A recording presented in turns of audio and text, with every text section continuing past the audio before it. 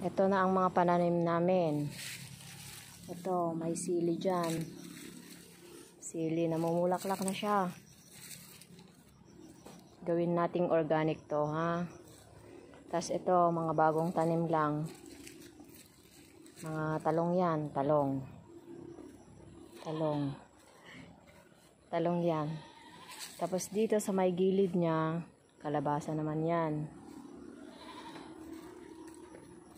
Ito, yung violet na kamote. Oh. Yan. Isang linya yan. Tapos dito naman sa baba, hindi pa kasi tumutubo yan. Mga okra yan, okra. Ito, yung saluyot yan. Mga saluyot yan. Ayan, tumutubo na siya. Yan. Saluyot lahat yan. Tubo na siya. Ito naman yung upland kangkong, tumutubo na rin. Lahat ng gagamitin natin dito, organic. O itong buong linya rin na yan, puro na yan okra. So, pati yung pamatay ko ng mga damo, gawin kong organic.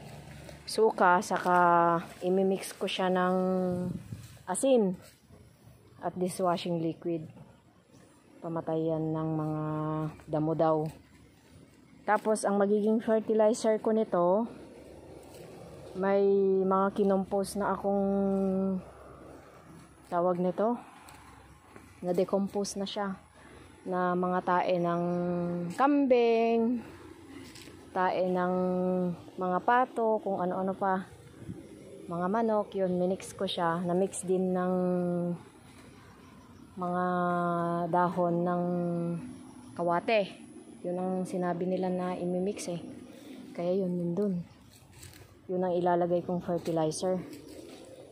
Ito, yung kasama ko. Angie! Hi! Oh. Yan, magtatanim din kami dyan ng pechay. Lahat yan, buong area na yan, ipechay namin yan. May mga tanim na rin yan sa gilid-gilid. May ampalaya, merong kalabasa, sitaw. Ano pa ba yung nandun sa bahay kubo? Ngayon nandun. Okay. Yan.